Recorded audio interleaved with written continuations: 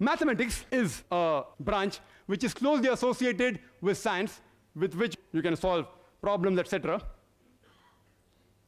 There are thousands of contradictions in the Bible.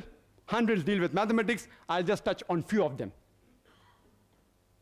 It's mentioned in Ezra chapter number 2, verse number 1, and Nehemiah chapter number 7, verse number 6, the context, that when the people returned from exile from Babylon, when King Nebuchadnezzar of Babylon, when he released the men from Israel, they came back from captivity, and the list of the people are given. The list is given in Ezra chapter number 2, verse number 2 to 63, and Nehemiah chapter number 7, verse number 7 up to 65. The list is given with the names as well as number of people released.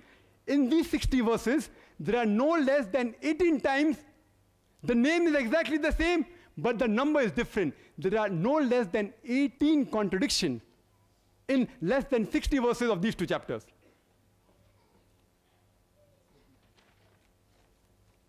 This is the list.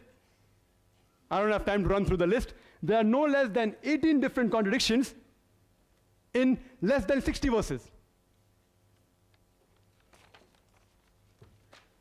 Further, it's mentioned in Ezra, chapter number 2, verse number 64, that the total congregation, if you add up, it comes to 42,360. And if you read in Nehemiah chapter number 7, verse number 66, they also the total is the same, 42,360. But if you add up all these verses, which I had to do my homework, this is the list. This is the list of Ezra. This is the list of Nehemiah. Ezra chapter number 2, Nehemiah chapter number 7. If you add up, I had to do my homework. If you add up, in Ezra chapter number 2, it doesn't come to 42,360, it comes to 29,818. And if you add up Nehemiah chapter number 7, even there it doesn't come to 42,360, it comes to 31,089. The author of the Bible, presumed to be Almighty God, does not know simple addition. If you give this problem even to a person who passed elementary school, he'll be able to get the right answer. If you add up all the 60 verses, it's so easy. Almighty God didn't know adding knows billah, if we presume that this is the word of God. Further, if we read in Ezra chapter number 2,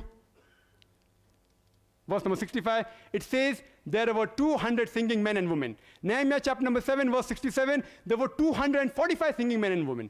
Were they 200 or were there 245 singing men and women? Context is the same, a mathematical contradiction.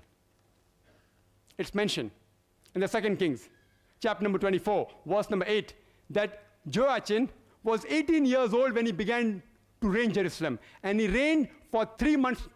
2 Chronicles, chapter number 36, verse number 9 says that Joachim was 8 years old when he began to reign, and he reigned for 3 months, 10 days. Was Joachim 18 years when he began to reign, or was he 8 years old? Did he reign for 3 months, or did he reign for 3 months, 10 days? Further, it's mentioned in the 1 Kings, chapter number 7, verse number 26, that in Solomon's temple, in his molten sea, he had 2,000 baths.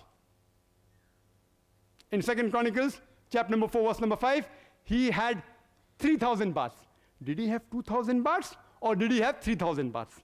That I leave it upon Dr. William Campbell to decide which is correct. There is a clear-cut mathematical contradiction. It's mentioned in the 1 Kings, chapter number 15, verse number 33, that Baasha, he died in the 26th year of reign of Asa. And 2 Chronicles, chapter number 16, verse number 1 says that Baasha invaded Judah in the 36th year of the reign of Asa. How can Baasha invade 10 years after his death? It's unscientific.